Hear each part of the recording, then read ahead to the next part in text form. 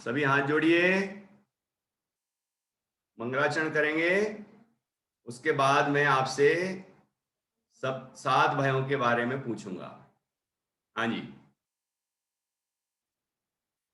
नमो अर्हंताणं, नमो सिद्धाणं, नमो आयर्याणं,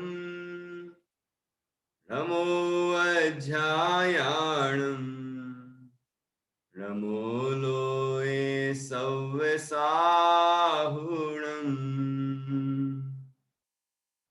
ऐसो पंच नमो यारो सव्य पावपणासिनो,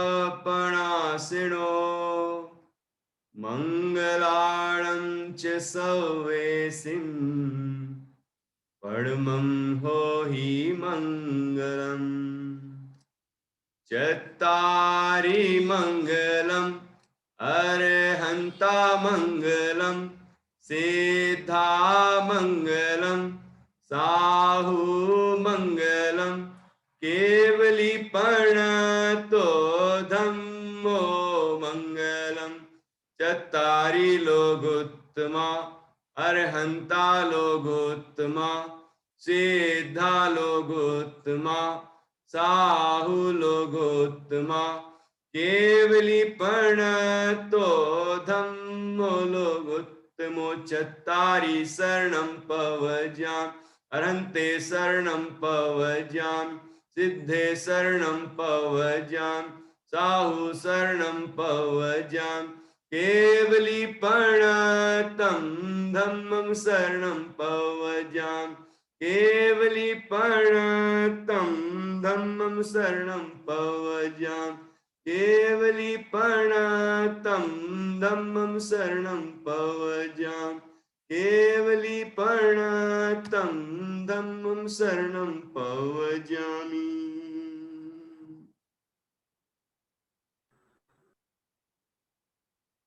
हमारा पाठ चल रहा है, पाठ 2 सप्तभय। भय इसका हमने दोहा सीखा था कल। सभी एक साथ बोले दोहा। ये भव भय परलोक भय,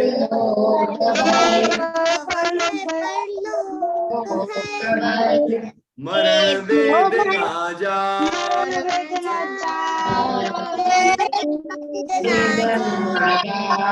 मन रक्षानुभूति भय,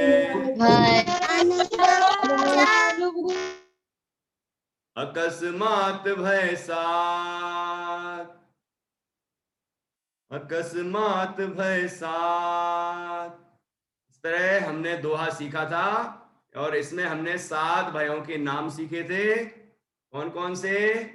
इस्लोक भय, परलोक भय, मरण भय, वेदना भय, आरक्षा भय, अगुप्ती भय, अगुप्ती भय और अकस्मात भय। और कौन सा भय? अकस्मात भय। इस तरह कितने हो गए? 7। सप्त भयों से नहीं डरेंगे। ये 7 भय हैं। 7 भय जो बताए गए हैं उनको हम अब समझते हैं। कल 2 भयों के बारे में थोड़ी सी चर्चा की थी हमने। कौन कौन से? इस्लोक भय और परलोक भय। इस्लोक भय और परलोक भय। ठीक है। तो इस्लोक भय किसे कहते हैं? इस्लोक भय किसे कहते हैं? चलो मैं एक आध को अनम्यूट करता हूं। हाँ, ये बोलेंगे तीर्थ।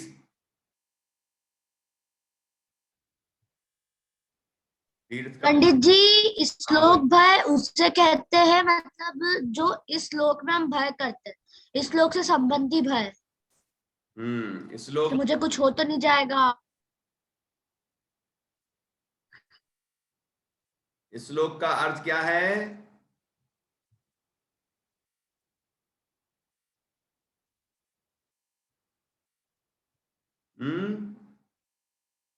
इस लोक का अर्थ है, हाँ, ये जो वर्तमान हमारा भाव है, ठीक है, वर्तमान जीवन है हमारा, वो श्लोक है, श्लोक है, उसको बोलते हैं श्लोक।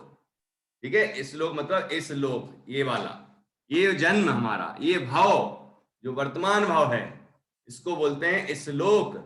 और भय क्या होता है? इस लोक संबंधी भय, अर्थात इस जन्म में मेरे साथ कुछ गलत ना हो जाए, है, मैं कोई अच्छी चीज है वो चली ना जाए, कोई बुरी चीज वो हमारे संयोग में ना आ जाए, इस तरह का जो भय है उसको कहते हैं श्लोक भय। ठीक है, और उसके बाद कौन सा है? परलोक भय। परलोक भय क्या होता है? हाँ, कौन बताएगा? ये अनन्या बताएगी। हाँ बताओ अनन्या, बताओ बेटा, बताओ भैया अनन्या। जी, परलोक में क्या होता है? हमें ऐसा डर होता है कि अगले जन्म में हम यंत्र गति में ना चले जाए, नरक गति में ना चले जाए, शेर ना बन जाए, इसका जो डर रहता है उसको बोलते हैं परलोक भय। तो तुम्हें ऐसा डर लगता है क्या कि हम किसी ने बोल दिया गो टू हेल? गति में भी नहीं जाना चाहती। अच्छा, किसी भी गति में नहीं जाना चाहती, तो बहुत अच्छी बात। मोक्ष में जाना चाहती हूँ। अरे वाह, बहुत अच्छा, बहुत बढ़िया, ये तो बहुत अच्छी बात बताई तुमने, है ना। चलो अब आगे बढ़ते हैं अपन, और किसी से पूछेंगे। हाँ, चलो बताओ।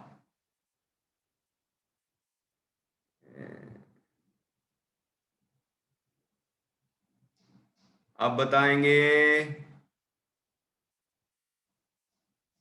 कौन बताएगा? हाँ, ये प्रभात। प्रभात ने आज एक वीडियो भी डाला था अपना, प्रभात नहीं डाला था ना? क्यों प्रभात नहीं डाला? तुम्हारी जैसी शक्ल तो दिख रही थी, शायद कोई और होगा फिर, कोई बात नहीं। एक बच्चे ने अपना वीडियो बना के डाला था, और उसमें उसने कविता गाई थी, तो तुम्हारे जैसा दिख रहा था वो।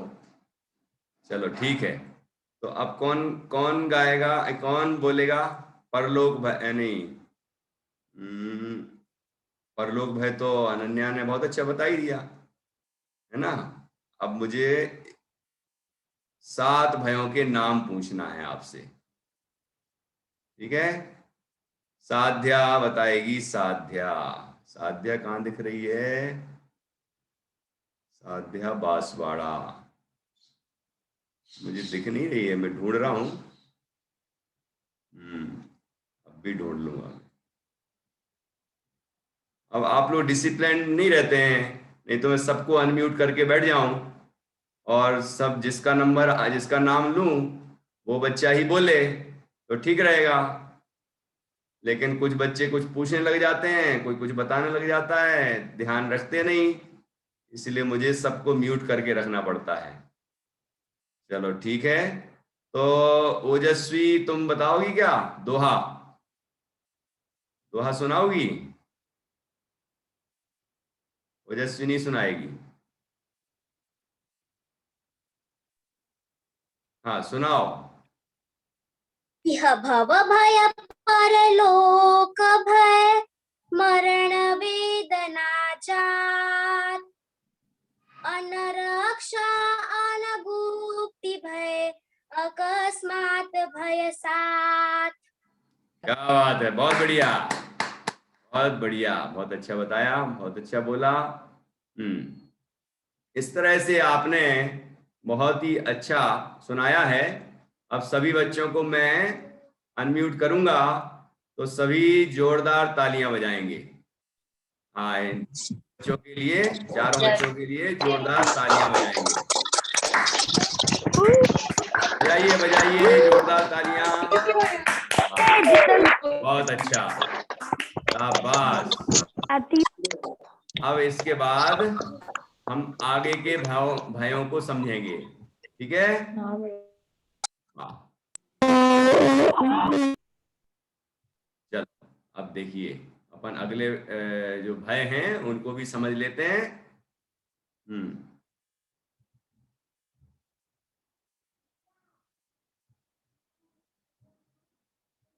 हाँ, देखो श्लोक भय का मतलब तो समझ में आ गया। इस जन्म में कोई इष्ट का वियोग ना हो जाए, ऐसा डर लगता है।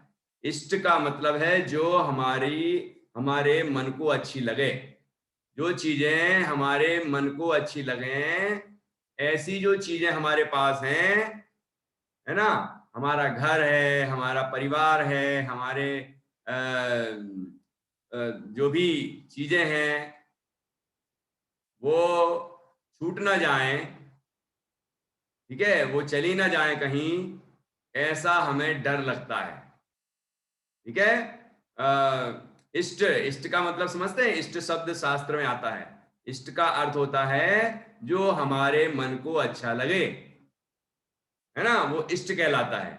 और अनिष्ट, जो हमारे मन को अच्छा ना लगे, वो अनिष्ट कहलाता है, ठीक है।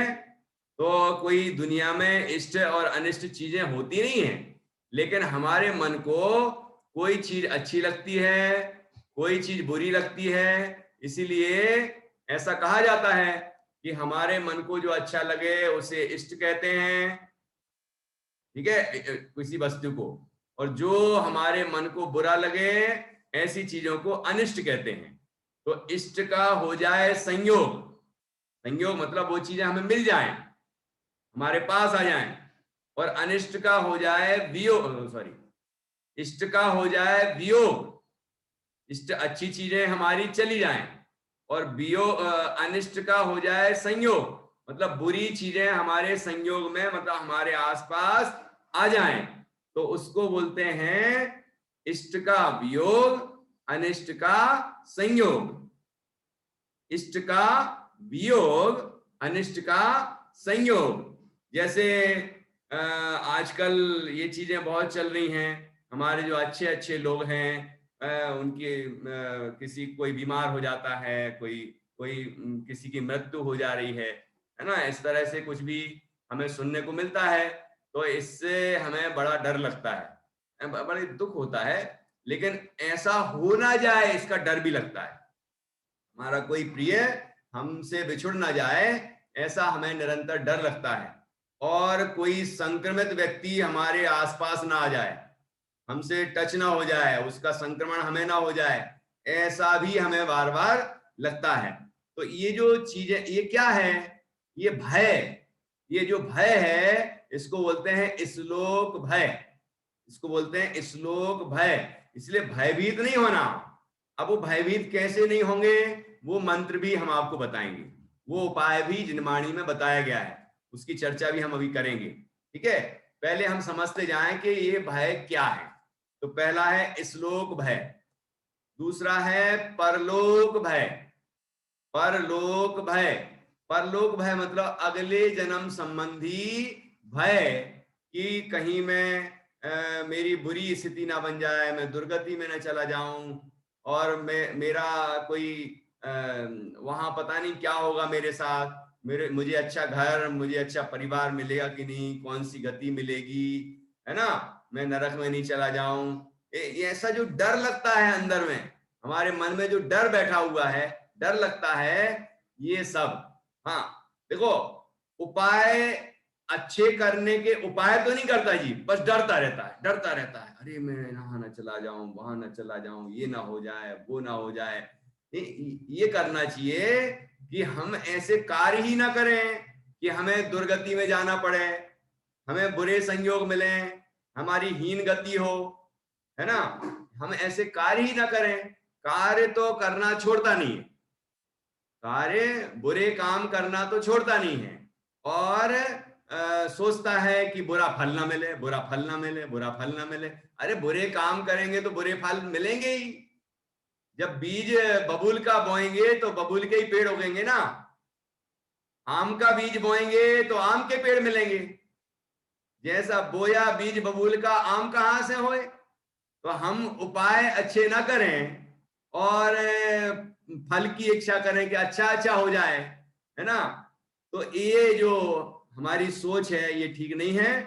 तो यद्यपि जब नरक गति का वर्णन चलता है, तिरंच गति का वर्णन चलता है, ऐसे चारों गतियों का वर्णन चलता है, तो उसमें हमें सोच सोच के डर तो लगता है, लेकिन डरने को यहाँ पर मना कर रहे हैं। ठीक है, तो डर नहीं करना है, डरना नहीं है, बल्कि क्या करना है, ऐसे काम नहीं करना है जिससे हमें ऐसी दुर्गतियां हों। ठीक है ना, ये हमें सोचना है, इस तरह का हमें विचार करना है। ठीक है,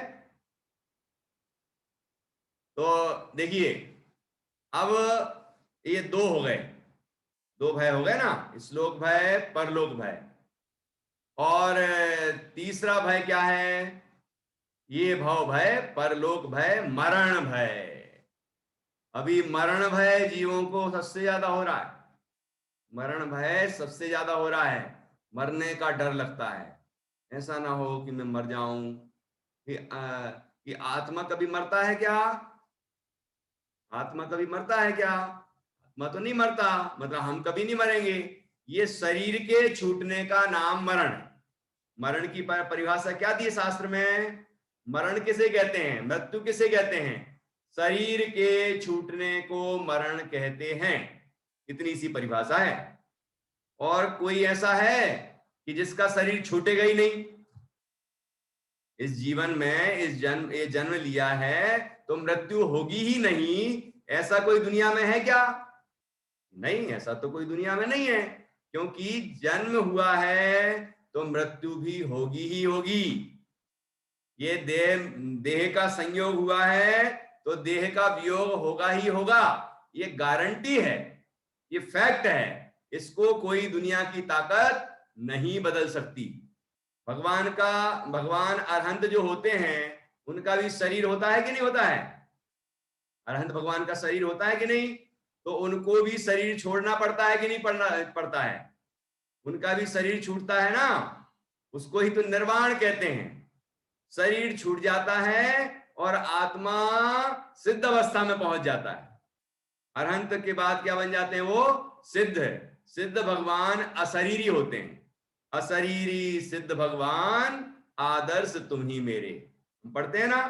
तो सिद्ध भगवान अशरीरी होते हैं, हमारे आदर्श होते हैं।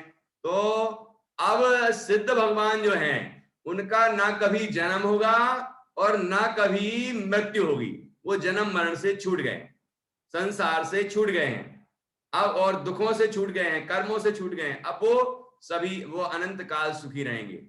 ऐसी अवस्था हमें भी प्राप्त करनी चाहिए, ये उपाय करना है। हम सोचते हैं कि कुछ भी करते रहो, मरण से भय, मर ना जाऊं, मर ना जाऊं। अरे क्यों नहीं, कैसे नहीं मरेंगे? मरना तो पड़ेगा, लेकिन ये सोचो कि मैं कभी मरता ही नहीं, मैं कभी मरता ही नहीं, मैं कभी मरता ही नहीं, क्योंकि मैं शरीर हूं ही नहीं। शरीर के छूटने का नाम मरण है, और शरीर तो एक दिन छूटेगा ही। वो चाहे महामारी से छूटे या कोई बिना महामारी के छूटे, बुढ़ापे में छूटे, चाहे जवानी में छूटे, चाहे कभी भी छूटे, लेकिन छूटेगा तो जरूर। तो देह छूटे उसके पहले देह दृष्टि छोड़ना है, मतलब देह में, शरीर में अपनापन छोड़ देना है और आत्मा में अपनापन हमें कर लेना है। ठीक है, तो तीसरा भय क्या है? मरण भय। तीसरा कौन सा भय है? मरण भय। जरा जोर से बोलो तीसरे भय का नाम, मरण भय। मरण भय है तीसरा, है ना।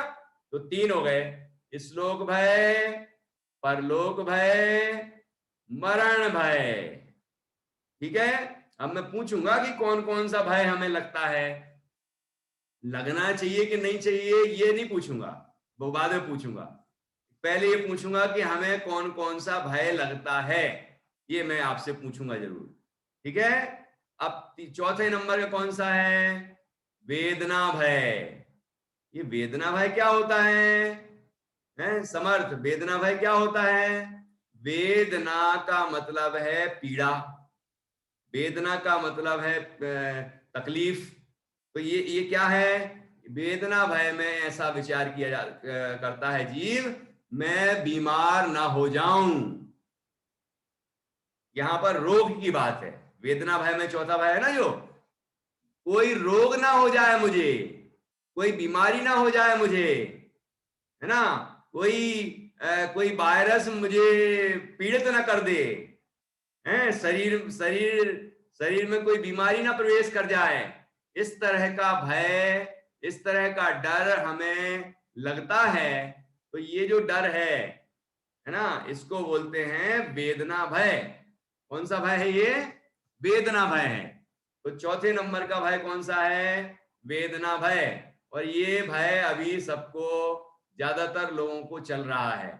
वास्तव में वेदना भय भी हमें नहीं होना चाहिए, क्योंकि वेदना वेदना ये जो है ये शरीर में होती है, बीमारी होगी तो शरीर में होगी, आत्मा में तो नहीं होगी। लेकिन हम सोच रहे हैं कि मुझे हो जाएगी, मुझे हो जाएगी, मुझे हो जाएगी। तो जीवा जीव वाला पाठ नहीं पढ़ा फिर, इसका मतलब हुआ अच्छे अच्छे से हमने, ठीक है। ये कोई हमें होने वाली नहीं है, ये तो शरीर है, शरीर को हो सकती है कदाचित, वो भी होगी जरूरी नहीं। पुण्य का उदय होगा तो बिल्कुल नहीं होगी, इसलिए पुण्य बढ़ाएं अपना, ठीक है। अच्छे अच्छे कार्य करें, अच्छा सोचें, अच्छा स्वाध्याय करें, भगवान की भक्ति करें, नमोकार मंत्र का जाप करें, भक्तामर का पाठ करें, और भी अनेक शुभ कार्य हैं, दया करें, दान करें, है ना, ये सारे व्रत करें। ये सारे जब कार्य करेंगे, हमारा मन, हमारा उपयोग अच्छा रहेगा, तो जब पुण्य भी बंधेगा, और इस पुण्य के उदय से ये कोई बीमारी हमें होने वाली नहीं है। तो ये उपाय करना। देखो आपको एक बात बता देता हूं, अभी बाद में पूछूंगा, ध्यान रखना।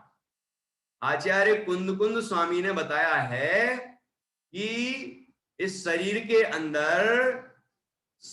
अंदर एक एक अंगुल प्रमाण जगह में, मतलब एक उंगली रख के दिखाओ अपने शरीर पे, एक उंगली रखना है, रखी। अब ये बताओ, ये पूरा शरीर जो है, इस उंगली से अपन देखो तो कितने बार ये उंगली रख सकते हैं? ऐसे यहां से रखना, 1 2 3 4, रखते जाओ। तो पूरे शरीर में कितनी उंगलियां बन जाएंगी ऐसी? अब एक एक अंगुली भर जगह में, जितनी जगह पे एक उंगली रखी है ना, उतनी जगह में 96 रोग होते हैं, 96 रोग होते हैं। कितने? एक अंगुल प्रमाण जगह में 96 रोग होते हैं। आचार्य कुंद स्वामी कहते हैं, कली काल सर्वज्ञ कहा है उनको, है ना, समय सारादि महान ग्रंथों की रचना की है उन्होंने, ठीक है।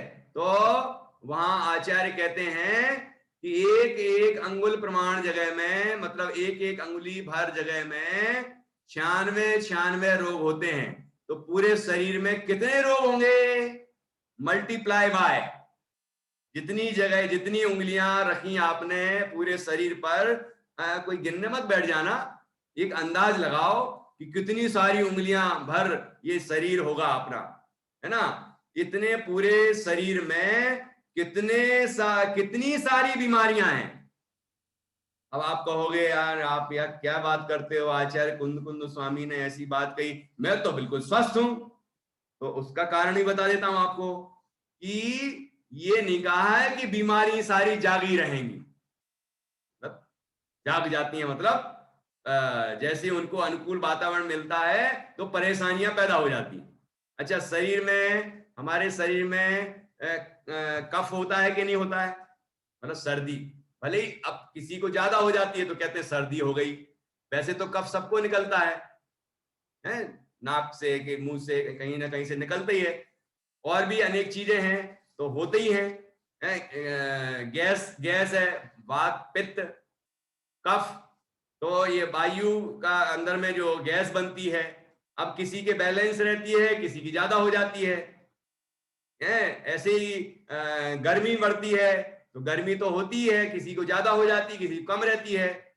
तो यदि सभी चीजों, तीनों चीजों का बैलेंस रहता है तो बीमारी नहीं कहलाती, लेकिन बैलेंस बिगड़ता है तो बीमारियां कहलाती हैं। तो बीमारी के कारण तो अंदर में मौजूद ही हैं, लेकिन किसी को वो बीमारी प्रकट हो जाती है। जब पाप का उदय आता है तो बीमारी प्रकट हो जाती है। जब उन बीमारी के परमाणुओं को, कीटाणुओं को उसके अनुकूल जगह मिलती है, अनुकूल वातावरण मिलता है, तो वो पैदा हो जाते हैं। तो हम कहते हैं मेरा शरीर रोगी हो गया। रोग कहीं बाहर से नहीं आता, वातावरण बाहर का बनता है, लेकिन बीमारी तो अंदर, शरीर के अंदर से ही पैदा होती है। इसीलिए तो कह रहे हैं जिसके शरीर की अच्छी शक्ति होगी, प्रतिरोधक क्षमता अच्छी होगी, इम्यूनिटी अच्छी होगी, वो बीमार नहीं पड़ेगा। कह रहे हैं कि नहीं कह रहे हैं?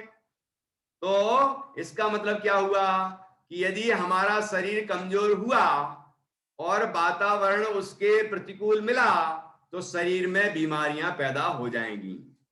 तो इससे मालूम चलता है कि आचार्य कुंद कुंद स्वामी जो कहते हैं बिल्कुल ठीक कहते हैं कि ये शरीर तो बीमारियों का घर है, बीमारियों से ही बना हुआ है। ठीक है, इसलिए बीमारी होने के डर नहीं होना चाहिए, उपाय होना चाहिए कि बीमार ना हो, उसके लिए हम उपाय करें। ठीक है, अच्छे से अच्छा जैन धर्म में जैसा बताया है उस तरह से हमारा खान पान हो, हमारा आचार विचार हो, हमारा मन पवित्र हो, अच्छा धर्म ध्यान करें हम। ठीक है, और नमोकार मंत्र का जाप करें। ये सारे जो कार्य हम अच्छे अच्छे करेंगे तो हमारा मन भी अच्छा रहेगा, पवित्र रहेगा, और उससे शरीर को भी ऊर्जा मिलेगी और शरीर भी शक्तिशाली होगा, रोगों से लड़ने की शक्ति होगी, तो बीमार नहीं होगा। तो इस तरह से हमें भय से बचने का उपाय करना है, मतलब बीमारी से बचने का उपाय करना है, लेकिन बीमारी से डर डर के दुखी नहीं होना है। ठीक है, तो चार हो गए, चार भय हो गए। कौन कौन से? श्लोक भय, परलोक भय, मरण भय, वेदना भय। श्लोक भय, परलोक भय, मरण भय, वेदना भय, ये चार हुए। अब देखना अगला पांचवा। पांचवा कौन सा है? आरक्षा भय। पांचवा कौन सा है? आरक्षा भय। ये आरक्षा, आरक्षा में एक शब्द है रक्षा। साध्या क्या शब्द है? रक्षा। रक्षा मतलब हमारी सुरक्षा, हम सुरक्षित रहें। ठीक है, हमें कोई तकलीफ, कोई परेशान ना कर दे, कोई दुखी ना कर दे, कोई दिक्कत ना पैदा कर दे, है ना, ऐसे हम सुरक्षित रहें। हम जंगल में जा रहे हैं तो कोई शेर ना आ जाए, हैं, और हम घर में सुरक्षित रहें, कोई चोर ना आ जाए, कोई डाकू ना आ जाए। हम जब रास्ते पर निकल रहे हैं तो कोई तरह की तकलीफ ना पैदा हो जाए, ऐसी हमें सुरक्षा रहे, है ना। तो ये कहलाती रक्षा। और आरक्षा क्या कहलाती है? आरक्षा की रक्षा, मेरी रक्षा कैसे होगी, मेरी रक्षा कौन करेगा? ऐसा ना हो कि मेरी रक्षा ना हो पाए, कोई हमारी रक्षा करने वाला ना मिलेगा तो क्या होगा? ऐसा आरक्षा भय कहलाता है। ये डर लगता है जो रक्षा संबंधी, कि मेरी रक्षा, सुरक्षा कौन करेगा, मेरी सुरक्षा कौन करेगा, हैं? पुलिस हमारी रक्षा करेगी कि हमारे माता पिता हमारी रक्षा करेंगे, और मम्मी पापा वहां नहीं है तो मेरी रक्षा कौन करेगा? मेरा बड़ा भाई बड़ी बहन नहीं है, मेरे पेरेंट्स नहीं है वहां पर, तो कौन रक्षा करेगा? ऐसा ऐसा कभी कभी लगता है ना हमें, कहते हैं ना इनसिक्योरिटी फील हो रही है, इनसिक्योरिटी फील होती है जो, उसको ही बोलते हैं आरक्षा भय। आरक्षा, आरक्षा का ये भय कहलाता है, आरक्षा भय। ठीक है, तो आरक्षा भय। इसके बाद कौन सा है? आरक्षा भय के बाद मैं आपसे पूछूंगा कि ऐसा और क्या क्या आप फील करते हैं, और भी चीजें सोचते होंगे ना कि हमारी इन इन भयों के संबंध में, वो आपसे पूछूंगा। ठीक, तो अरक्षा भय हो गया। और इसके बाद कौन सा है? अगुप्ती भय। अगुप्ती भय। तो ये गुप्ती क्या कहलाती? गुप्ती। गुप्ती बना है गुप्त शब्द से। गुप्त, कोई चीज गुप्त रहे। गुप्त रहना मतलब छिपी रहना, छिपी रहना। ठीक है। और अगुप्ती क्या हो गई? छिपी ना रह पाए।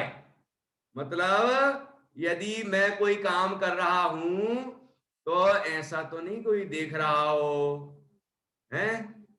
कोई ऐसा तो नहीं कि मैं सोने की कोई मोहरें हैं या हार है, मैंने जैसी रखा कहीं, ऐसा लगता है कोई देख तो नहीं रहा, कोई देख तो नहीं रहा है। कोई हमने किसी के बारे में कोई बात कही, बुरी बात, कोई बुरी बात कही हमने, और ऐसा लगता है उसको पता ना चल जाए, उसको सामने वाले को पता ना चल जाए। तो ऐसा जो हमें लगता है वो अगुप्ती भय है। हम जब जैसे कपड़े बदल रहे हों या तो हमें लगता कोई देख तो नहीं रहा। कोई हम कुछ भी कोई कार्य कर रहे हों, जैसे कोई गलत कार्य कर रहे हों, कोई बच्चे छुप छुप के कोई गलत कार्य करते हैं तो उस समय उनको डर लगता है। जैसे कि कोई चोरी कर रहे हो, मम्मी ने जो चीज करने को मना की हो वो कर रहे हो, हैं? कोई चीज किचन में से उठाने के लिए मना किया है लेकिन जल्दी से गए और उठाने लगे, तो कैसे उठाते? डर डर के, डर डर के, कोई देख तो नहीं रहा, कोई देख तो नहीं रहा, कोई देख तो नहीं रहा। ये क्या कहलाता है? ये कहलाता है अगुप्ती भय। अब तो समझ में आया अगुप्ती भय क्या कहलाता है? ठीक है। तो ये जो भय होता है इसको अगुप्ती भय कहते हैं। अब कौन सा है अगुप्ती भय के बाद? अगुप्ती भय के बाद होता है सातवां भय। कौन सा? अकस्मात भय। अकस्मात भय। अकस्मात का अर्थ होता है अचानक। अकस्मात का अर्थ होता है अचानक। अचानक का अर्थ होता है सडनली। इंग्लिश में बोलते हैं उसको सडनली। अचानक कुछ हो जाए, अचानक। जैसे एक्सीडेंट हो जाता है अचानक, जैसे हम कोई गड्ढे में गिर जाए अचानक, जैसे हमारा बैलेंस बिगड़ जाए और हम गिर जाएं तो अचानक हो जाता है कि नहीं कभी कभी? अचानक, अकस्मात कोई घटना घट जाती है उसको कहते हैं अकस्मात, है ना?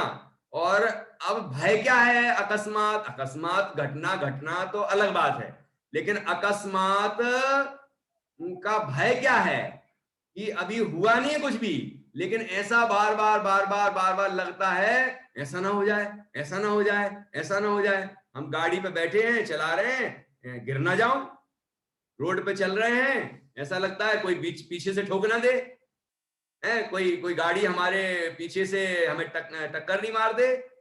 ठीक है। अचानक ऐसी मैं अपन कहीं खड़े हैं छत पे, ऐसा लगता है गिर ना जाऊं।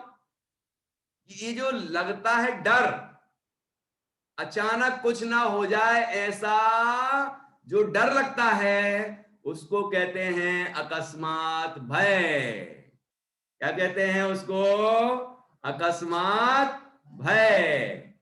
तो अकस्मात भय हो गया, है ना? ऐसे 7 भय होते हैं। कौन कौन से 7 भय?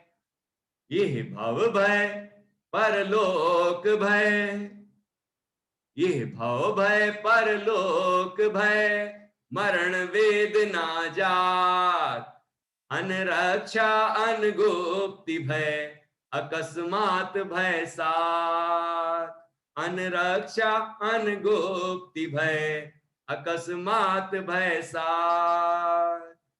तो बताओ अचानक क्या होता है? हैं? ये अचानक कुछ होता है क्या? कि भगवान से पूछा जाए कि मैं रोड पर चलूंगा उस समय मेरे साथ क्या क्या हो सकता है, तो भगवान बता पाएंगे कि नहीं बता पाएंगे? भगवान नहीं बता पाएंगे। अनन्या, भगवान नहीं बता पाएंगे। अरे भगवान तो सर्वज्ञ होते हैं, भगवान तो सर्वज्ञ होते हैं, तो वो बता पाएंगे कि नहीं बता पाएंगे? हाँ। वो जो व्यक्ति है वो कैसे जा पाएगा उनके पास? वो तो हाँ, ये बात तो सही है कि भगवान के पास कैसे जा पाएगा। अरे और लेकिन जब वो मोक्ष में चले जाएगा तब तो लेकिन अपन ये इमेज कर रहे हैं कि जैसे भगवान, देखो मोक्ष में रहते हैं भगवान, ये तो सिद्ध भगवान की बात है। सिद्ध भगवान मोक्ष में रहते हैं, लेकिन अरहंत भगवान वो तो पृथ्वी पे ही रहते हैं। अभी यहां पर 24 तीर्थंकर हुए, इस भारत भूमि पर हुए थे कि नहीं? अब 24 तीर्थंकर सबके सब सिद्ध बन गए। इसके अलावा भी बहुत सारे अनंत भगवान हुए, अरहंत हुए, वो भी सिद्ध बन गए। बन गए कि नहीं बन गए? लेकिन अब अभी वर्तमान काल में कोई अरहंत नहीं है, अभी कोई अरहंत नहीं है। तो हमें लगता है कि कोई दुनिया में भगवान ही नहीं है। यहां नहीं है अरहंत, विदेह क्षेत्र में तो 20 तीर्थंकर अभी भी हैं। 20 तीर्थंकर होते हैं जो हमेशा ही रहते हैं, उनसे भी ज्यादा होते हैं, 20 से अधिक 160 तीर्थंकर हो सकते हैं, है ना? तो ऐसे तीर्थंकर वहां विदेह क्षेत्रों में तो होते ही रहते हैं। भरत क्षेत्र में क्रम क्रम से होते हैं। जब ये चौथा काल आता है ना, कर्म भूमि, उत्तम कर्म भूमि आती है, मैं आपको एक आध दिन इस विषय में भी बताऊंगा ये कैसे कर्म भूमि भोग भूमि होती है, कर्म भूमि होती है, और कैसे तीर्थंकर क्रम से यहाँ होते हैं, और विदेह क्षेत्र कहाँ कहाँ हैं, वहाँ किस तरह से रचना है वहाँ की, और वहाँ कैसे तीर्थंकर होते हैं, कहाँ कहाँ होते हैं, तो मैं आपको बताऊंगा, है ना? तो अभी अपन क्या सोचते हैं, अपन इतना ही सोचते हैं कि इतना ही होता होगा, ये इतने ही सा संसार है, भारत देश है या अन्य अन्य अन्य अनेक देश हैं, तो हमें लगता है इतनी ही दुनिया है। इतनी ही दुनिया नहीं है।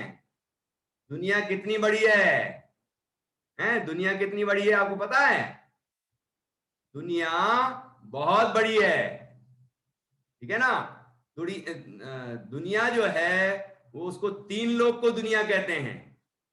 3 लोग जो है ना, उसको दुनिया कहते हैं, 3 लोग को।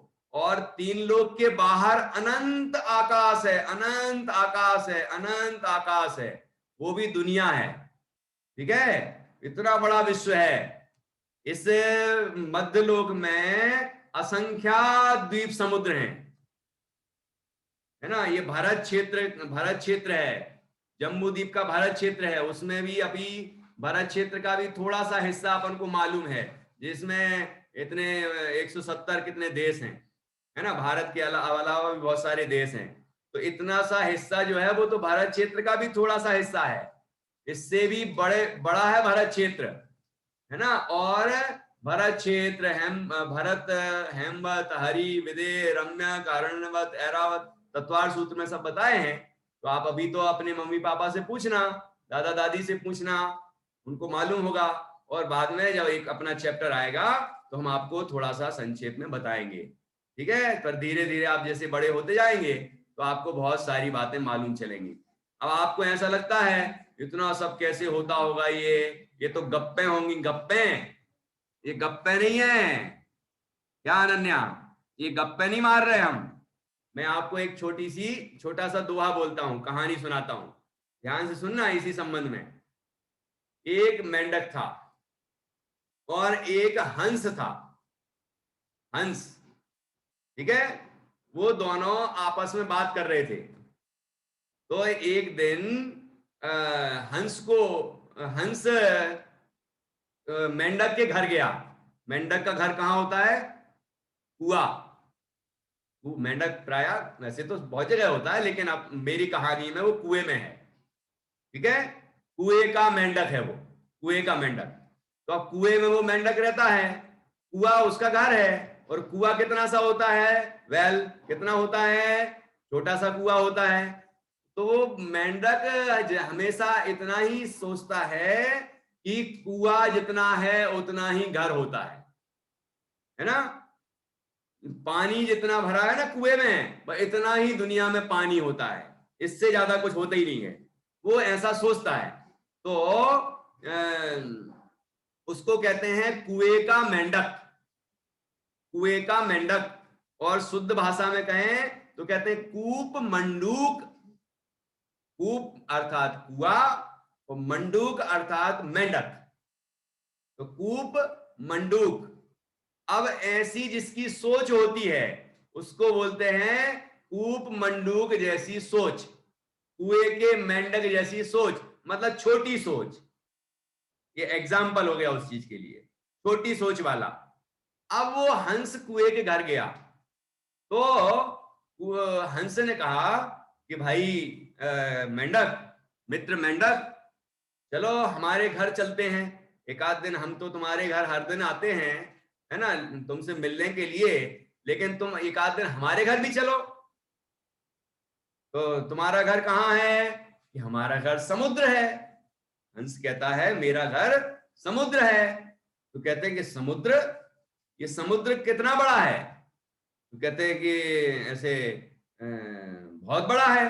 तो मेंढक ने ऐसे हाथ हाथ फैलाया, इतना बड़ा है? कि नहीं नहीं और बड़ा है। इतना बड़ा है? नहीं और बड़ा है। हंस कहता है नहीं नहीं और बड़ा है। तो उसने पूरे हाथ ऐसे पीछे तक फैला दिए, जैसे अपन कहते हैं ना इतना बड़ा है क्या, इतना बड़ा है क्या, ऐसे हाथ फैलाते कि नहीं अपन लोग। तो कहते नहीं इससे भी बड़ा है मेरा समुद्र। तो कहता है कि अरे इतना बड़ा है? कहते और बड़ा है। तो पैर भी फैला देता है वो। मेंढक ने हाथ भी फैला दिए, पैर भी फैला दिए, और कहने लगा इतना बड़ा है क्या समुद्र? तो वो हंस कहने लगा नहीं और बड़ा है। तो उसने पूरा शरीर जितना फैला सकता था, चौड़ा कर सकता था। मेंढक, मेंढक देखा होगा ना, तो मेंढक ने पूरा शरीर अपना जितना फैला सकता था फैलाया, और कहने लगा इतना बड़ा है क्या समुद्र? तो हंस कहता है नहीं उससे भी बड़ा है, उससे भी बड़ा होता है समुद्र। उसका एक छोर पे खड़े हो तो दूसरा छोर दिखता ही नहीं है, किनारा दिखता ही नहीं है, पानी ही पानी, पानी ही पानी, पानी ही पानी दिखता है, इतना बड़ा होता है समुद्र। तो मेंढक क्या बोला पता है? मेंढक क्या बोला पता है आपको? वो कहने लगा हाथ पसारे मतलब फैलाए, पांव पसारे मतलब फैलाए, ठीक है, और पसारा गात, गात मतलब शरीर, हाथ फैलाए ऐसे, पैर फैलाए ऐसे, शरीर फैलाया ऐसा, है ना। उसने हाथ पसारे, पांव पसारे और पसारा गात, उससे बड़ा समुद्र है तो, मेंढक कह रहा है उससे बड़ा समुद्र है तो कहन सुनन की बात। ये तो सब कहने सुनने की बात है, ऐसा है नहीं। क्या है दोहा? दोहा क्या है ये वाला? ये मेंढक की कहानी वाला दोहा क्या है? हाथ पसारे, पांव पसारे, पांव मतलब पैर, हाथ पसारे पांव पसारे। जो बच्चे वीडियो ऑफ करके बैठे हैं उनके वो वीडियो में भी नहीं आएंगे, वीडियो रिकॉर्डिंग चल रही है, और वो ऐसे काले काले धब्बे दिखेंगे उनकी जगह पर है। अरे वाह दिव्यांश दिख रहा है भाई, है? दिव्यांश जैन, वाह यार आगरा वाले ही है क्या? हाथ तो हिलाओ। हाँ अरे वाह वाह वाह बहुत बढ़िया, जय अरे बहुत अच्छे अच्छे बच्चे बैठे हैं यार आज तो हमारे। हाँ ये देखो कितने बढ़िया पेन कॉपी लिए है साध्या, और अच्छे से बैठ के एक एक चीज लिख रही है, मैंने देखा है। और ये ओजस्वी, ये सब बच्चे, मैंने और भी नाम मैं सारे नहीं ले पाऊंगा, आप बुरा मत मानना। ये अंशिका जैन, देखो पेन दिख रहा है इतना बड़ा यहीं से, है शाबाश। ये नेहा, और कौन दिखा मुझे, आराध्या भी दिख रही है अच्छे से बैठी हुई है। मैं सही बोल रहा हूँ क्या? पेन कॉपी तो दिखाओ तुम्हारी। अनन्या ने तो बहुत अच्छा पढ़ा है, मुझे मजा आया, बड़े को पूरे एक्सप्रेशन दिखते हैं मुझे यहाँ से। भले ही मैं सबको म्यूट करके बैठा हूँ, लेकिन एक्सप्रेशन से समझ जाता हूँ कौन बच्चा ध्यान दे रहा है, कौन बच्चा ध्यान नहीं दे रहा है, ये सब समझ में आता है। तो आप वीडियो ऑन करके बैठें, और उसके बाद आप ध्यान से सुने, समझें बात को, तो आपको भी आनंद आएगा, पढ़ाने वाले मुझे भी आनंद आएगा। ये देखो अमर्श अमर्श मुझे कॉपी दिखा रहा है कि उसने क्या क्या लिखा है ना। ये सब देखो, सब सब अच्छे से सुनते हैं, अच्छी कॉपी पेन रखते हैं। हाँ अरे अरे, नैनम नैनम नैनम ने भी कॉपी में लिखा है। हाँ हाँ हाँ, ये परी प्रतीक्षा प्रतीक्षा भी, और भी बच्चे दिख रहे हैं, सानवी है ना, इनने सबने अच्छे कॉपी, ये दोनों बहनें बैठी हैं, श्रेया और क्या है, बहिस सेठ है ना। और ये सब सब अच्छा अच्छे बच्चे हैं ना, सब बच्चे अच्छे से पढ़ रहे हैं, अच्छे से सुन रहे हैं, और अच्छे से बातें नोट कर रहे हैं। ये अच्छी बात है ना। तो क्या दोहा है वो ध्यान से सुनना, याद करना है अनन्या। हाथ पसारे, दीप्ति दीप्ति गांधी, हाँ ध्यान से सुनना। हाथ पसारे, पसार के दिखाओ, पसार के दिखाओ, पसार के मतलब फैलाना है ना दिव्यांग। हाथ पसारे, पांव पसारे, अब पांव पसार के मत दिखाना, समझ जाना बस। अरे आप पांव मत फैलाओ यार, देखो ऐसा नहीं।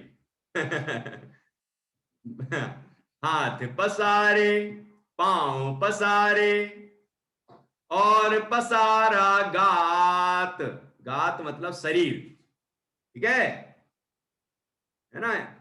हाथ पसारे, पांव पसारे, और पसारा गात, उससे बड़ा समुद्र है तो, उससे बड़ा समुद्र है तो, कहन सुनन की बात, कहन सुनन की बात, कहने सुनने की बात, कहन सुनन की बात मतलब कहानी किस्सों की बातें हैं। ऐसा तो है नहीं, ऐसा हो सकता नहीं, ऐसा मेंढक कहता है।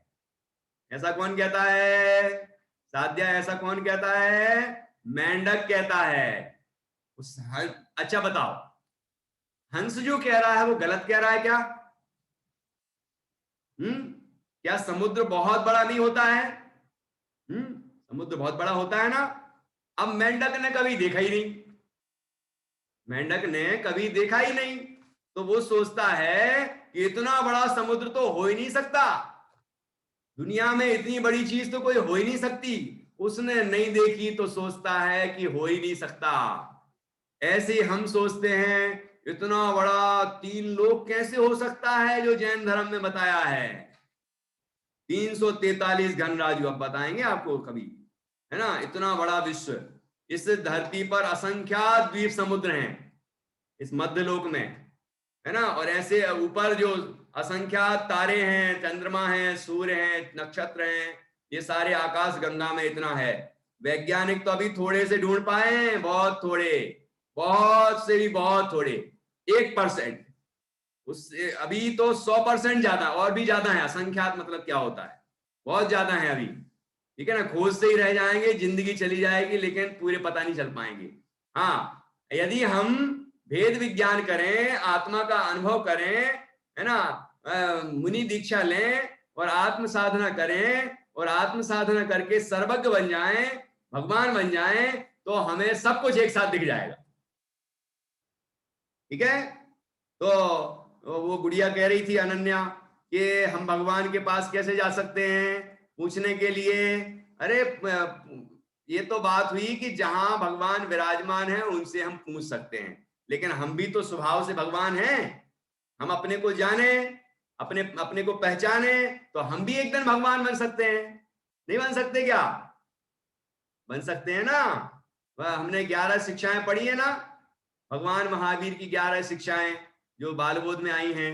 तो हम ये इन बातों पर विश्वास रखें, ऐसा ना सोचें इतना बड़ा विश्व कैसे हो सकता है, असंख्यात द्वीप समुद्र, ऊपर ऊर्ध्वलोक में असंख्यात इतने तारे नक्षत्र, असंख्यात सूर्य, असंख्यात चंद्रमा, इतने सारे सूर्य, इतने सारे चंद्रमा हैं।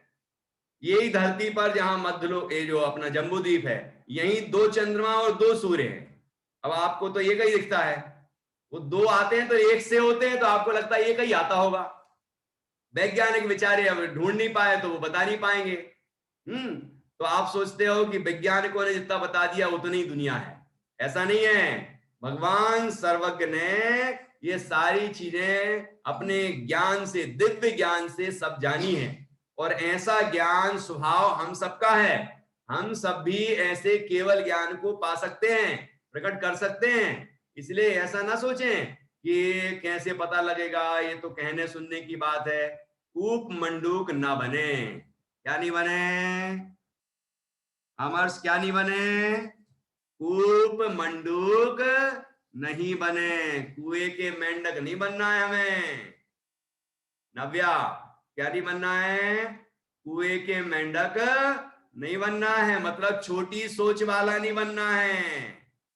हम जैन दर्शन को पढ़ें और समझें कि ये दुनिया कितनी विशाल है, ये विश्व कितना बड़ा है। 3 लोग असंख्यात, जो तारे नक्षत्र आदि की बात कही ना, ये ज्योतिषी देवों के विमान है।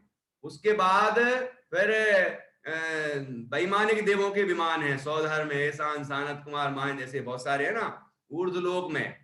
और उसके बाद फिर ये ऊर्ध्वलोक है।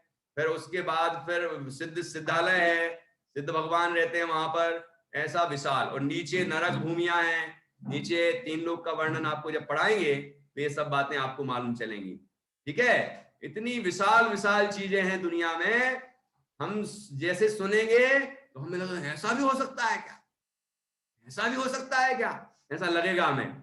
लेकिन ऐसा हो सकता है नहीं है। पहले हमें सर्वज्ञ भगवान को समझना पड़ेगा। सर्वज्ञ किसको कहते हैं? सर्वज्ञ, और वो सर्वज्ञ अरहंत ही होते हैं। जो वीतरागी होता है वही सर्वज्ञ हो सकता है। जो रागी द्वेषी होगा, क्रोधी मानी होगा, वो कभी सर्वज्ञ नहीं हो सकता। तो उसकी बात प्रामाणिक नहीं हो सकती। ठीक है ना? तो हमारे भगवान ने, जो वीतरागी हैं, सर्वज्ञ हैं, और उन्होंने ये सारी बातें बताई हैं, तो उन पर हमें विश्वास रखना चाहिए। और आत्मा कैसा है, परमात्मा कैसे होते हैं, ये विश्व क्या है, शरीर क्या है, अभी आपको बताया ना, इस शरीर में 96, एक एक अंगुल प्रमाण जगह में 96 रोग होते हैं। शरीर तर रोगों का घर है, और शरीर को स्वस्थ बनाने की चेष्टा में लगे हैं। भेद विज्ञान की चेष्टा में लगना चाहिए कि शरीर मैं हूं ही नहीं, मैं साध्या नहीं, मैं आत्मा हूं, मैं शुद्धात्मा हूं। ऐसा सोचना है, ऐसा अनुभव करना है। समझ में आया कि नहीं आया दिव्या? समझ में आ रहा है? हाँ। तो इस तरह कौन कौन से भय होते हैं सुखदा? कौन कौन से भय? ये भव भय, परलोक भय, मरण वेदना जात, अनरक्षान गुप्ति भय, अकस्मात भय सात।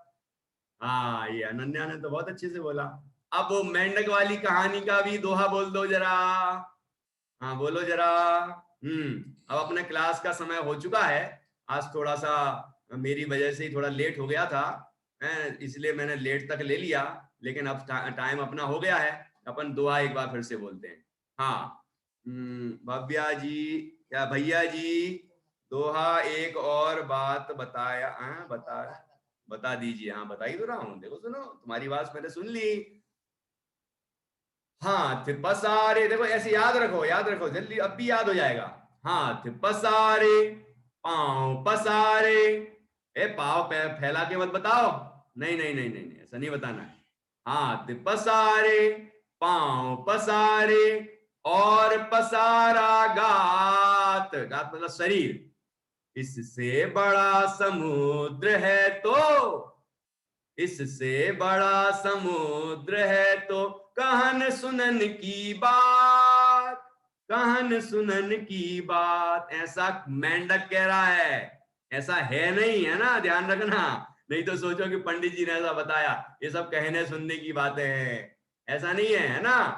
तो कहने सुनने की बातें हैं, मेंढक सोचता है, लेकिन ये कहने सुनने की बातें नहीं है, ये सच्ची बातें हैं। हंस जैसा कह रहा है वैसा है, मतलब हंस ने कहा समुद्र इतना बड़ा है तो इतना बड़ा है, लेकिन लेकिन हम सबको ऐसा विश्वास नहीं होता है। मेंढक तो मेंढक जैसे हैं। भगवान सर्वज्ञ कहते हैं इतना विशाल विश्व है, ये 3 लोक की ऐसी रचना होती है, है ना। जो ज्योग्राफी में पढ़ते हैं वो तो थोड़ा सा है, थोड़ा सा, बहुत थोड़ा सा, ठीक है। और 3 लोक के बाहर भी अनंत आकाश है, अनंत अलौक आकाश है, इतना बड़ा विश्व है ये। तो उसको ऐसा नहीं समझना कहने सुनने की बात है, तो किस्से कहानियां हैं। जैन धर्म की एक भी बात किस्सा कहानियां मात्र नहीं है ना, कहने सुनने की बात नहीं है, वो सच्ची बात है और वेल प्रूव्ड है, इसमें कहीं कोई शंका की गुंजाइश नहीं है। कोई चीजें हमें दिख जाती हैं, कोई चीजें हमें नहीं दिखती हैं। अब आलू में जीव बताते हैं अनंत अनंत, लेकिन वो नहीं दिखते हैं। तो हाँ, आप कहते हो अनंत जीव कैसे हो सकते हैं? होते हैं, भगवान सर्वज्ञ ने कहा है। कुछ तो हमें सूक्ष्मदर्शी वगैरह से दिख सकते हैं, लेकिन उससे भी अनंत अनंत गुणे होते हैं, बहुत सारे होते हैं। आलू, प्याज, लहसुन, गाजर, जो भी जमीकंद होते हैं, और भी अनेक चीजें हैं अभक्ष्य जो नहीं खाना चाहिए, अनंत जीव होते हैं। तो ऐसी शंका नहीं करना कि ऐसा कैसे हो सकता है। यदि आप ऐसा सोचते हो तो कि कहने सुनने की बात है, तो समझ लेना कि मेंढक जैसी सोच है आपकी, विचार करना है ना। तो हाथ पसारे, पांव पसारे और पसारा गात, इससे बड़ा समुद्र है तो कहन सुनन की बात, कहन सुनन की बात, कहन सुनन की बात है, कहन सुनन की बात। इससे बड़ा समुद्र है तो कहन सुनन की बात। देखो अब ध्यान ये अनन्या तो बड़ी एक्टिंग कर रही है, एक बार उसको वीडियो बना के भेजना है, ठीक है। हाँ चलो, तो इस तरह से हमने 7 भय कौन कौन से होते हैं, और भगवान जिनेंद्र की वाणी में क्या क्या आया है थोड़ा सा समझा। उसमें बेसिक इतना समझा कि भगवान जिनेंद्र जो कहते हैं वो सत्य कहते हैं, उसको कहने सुनने की बात हमें नहीं समझना चाहिए, ठीक है। तो अब ये इस तरह जो 7 भय होते हैं वो क्यों होते हैं, हमारी कौन सी भूल की वजह से होते हैं, और हम उन 7 भयों से कैसे मुक्त हों। जैसे आप संकल्प लेते हैं 7 भयों से नहीं डरेंगे, 7 भयों से नहीं डरेंगे, तो ये 7 भय से कैसे नहीं डरेंगे हम, मतलब इन भयों से हम मुक्त कैसे हों, ये बात हम आपसे पूछेंगे, ठीक है। तो आप मुझे बताना कि ये 7 भयों से कैसे नहीं डरना है, ठीक है। तो अब इस तरह से कल हम ऐसे, अब कल से ऐसी क्लास में ऐसा विषय चलाएंगे कि हम भयभीत ना हो, ये 7 भय हमारे दूर हो जाएं, ठीक है। तो अपने 2 पाठ हो गए अभी तक। पहला तो हुआ स्वाध्याय के 5 अंग, उसके बाद दूसरा ये हुआ 7 भय। तो 7, तो अब ठीक तरह से स्वाध्याय करेंगे तो 7 भय नहीं होंगे। ये पहले कंक्लूड कर लें इतना। हाँ हाँ आप बोल सकते हैं, हाँ बोलिए। हमें प्रश्न